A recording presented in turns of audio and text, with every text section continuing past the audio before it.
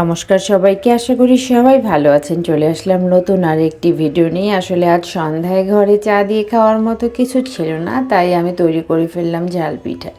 কিছুটা ফুলকপি, আলু আর গাজর ছোট ছোট করে কেটে কড়াইয়ে তেল গরম হলে চিলি ফ্লেক্স আর জিরার সম্বার দিয়ে কেটে রাখা সবজিগুলি আমি দিয়ে দিলাম।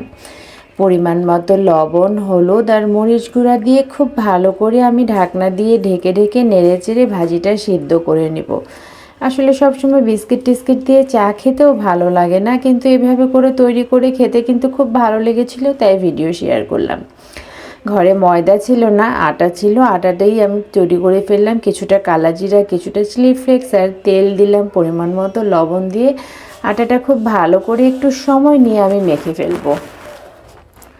আটাটা আমি মেখে ফেললাম আর এদিকে ভাজিটা বারবার করে একটু নেড়ে চেড়ে নেব, তাছাড়া একদিকে সিদ্ধ হবে আর একদিকে সিদ্ধ হবে না।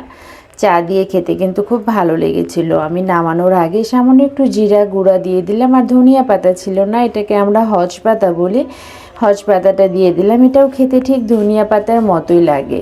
আমার ভাজিটা প্রায় তৈরি হয়ে গেছে, আমি নামিয়ে ঠান্ডা করে নিলাম আর আটাটা গোল গোল করে গ্লাসের সাহায্যে আমি এভাবে করে কেটে ফেললাম।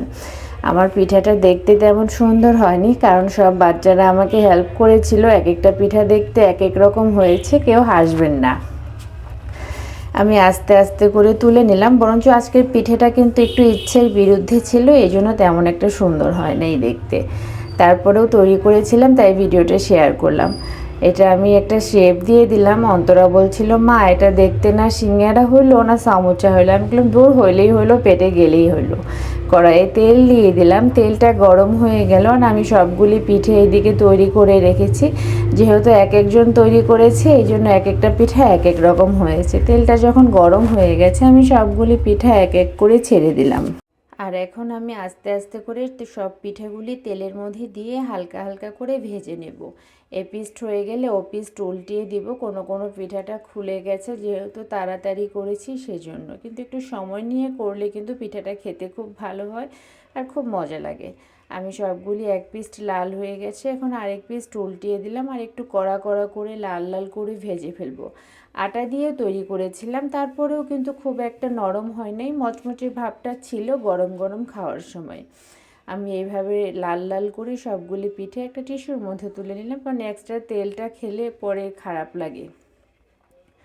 আমি এইভাবে করে সবগুলি পিঠে তুলে নিয়ে আরও যতগুলি পিঠে আছে ওগুলো আমি সবগুলি এক এক করে ভেজে ফেলবো। কারণ পিঠে খেতে কিন্তু সময় লাগে না, একসঙ্গে সবাই বসলে একটা একটা হাতে নিতে নিতে শেষ হয়ে যায়। গরম গরম পিঠে শীতকালে কিন্তু খেতে ভালো লাগে। আপনারাও চাইলে কখনো তৈরি করতে পারেন। আমি পিঠেটা ভেঙে দেখলাম, ভিতরটা গরম ছিল, খেতেও খুব মজা হয়েছিল। আমার ভিডিওটি ভালো লাগলে লাইক কমেন্ট শেয়ার করে পাশে থাকবেন।